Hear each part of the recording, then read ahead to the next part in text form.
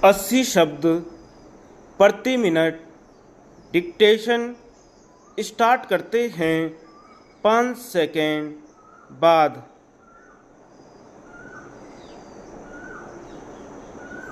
महोदय, इस स्थिति में इतना अवश्य हुआ है कि संपन्न वर्ग की संपन्नता और बढ़ी है तथा उससे मंदी की लहर से कोई अंतर नहीं पड़ा है।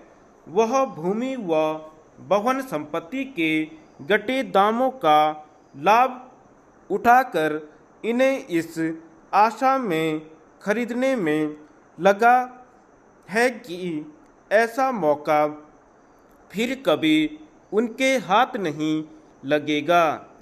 आम आदमी के लिए इस समय इन देशों में रोटी कपड़ा एक बड़ी समस्या बनी हुई है, इसलिए उसका ध्यान भवन संपत्ति खरीदने की ओर जाना निरर्थक सा ही लगता है।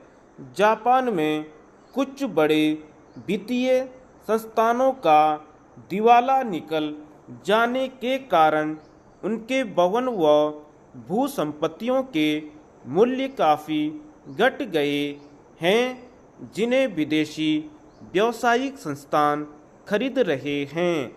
इस स्थिति में जापान के नेता, अर्थशास्त्री तथा उद्योगपति चिंतित दिखाई देते हैं।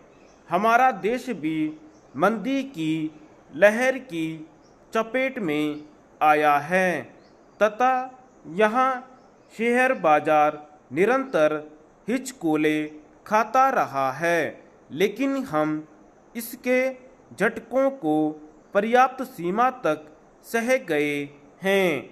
मंदी के दौर में भी इस वित्तीय वर्ष के शुरू के 5 महीनों में मुंबई में कारपोरेट क्षेत्र द्वारा जमा कराए गए कर में पिछले वर्ष की तुलना में 311% की वृद्धि हुई, तो व्यक्तिगत आयकर में भी 36.39% की वृद्धि हुई थी।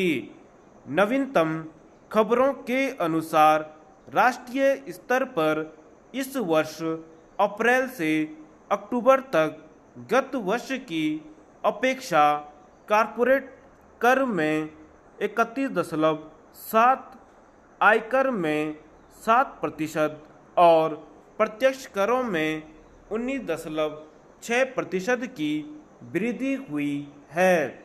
इसके अतिरिक्त इस वर्ष आयकर दाताओं की संख्या में वृद्धि हुई है। देश में सरकार के बार बार अस्थिर होने के संकेत मिलते रहने तथा उसके द्वारा अपनी नीतियों को प्रभावशाली ढंग से कार्यान्वित करा पाने में पूरी तरह असफल रहने से हमारे सामने भी कई समस्याएं आई हैं।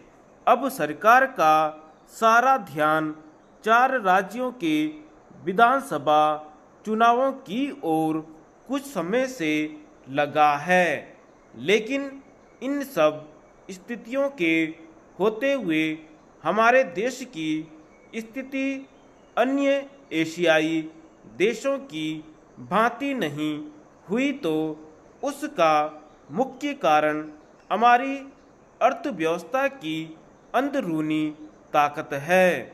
विश्व बैंक की पेरिस में आयोजित एक कॉन्फ्रेंस में एक अग्रणी उद्यमी का कहना था कि विश्वव्यापी मंदी जहां विकसित देशों की सुगठित अर्थव्यवस्था तक के लिए खतरा पैदा कर रही है तथा वहां करोड़ों लोगों को बेरोजगारी का शिकार बना सकती है, वहीं भारत की स्थिति ऐसी है कि यहाँ के आधारभूत ढांचे में निवेश तथा रोजगार सृजन की भारी संभावनाएं हैं।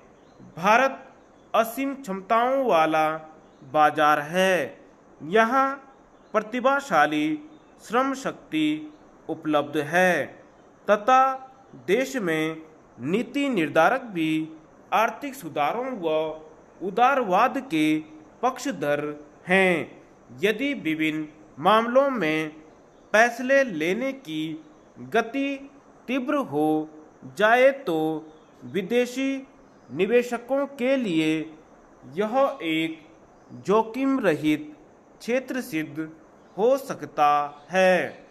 भारतीय रिजर्व बैंक के अध्यक्ष का कहना है कि अंतर्राष्ट्रीय आर्थिक परिस्थितियां अब भारत के पक्ष में होती जा रही हैं तथा इससे भारत को लाभ पहुंचेगा।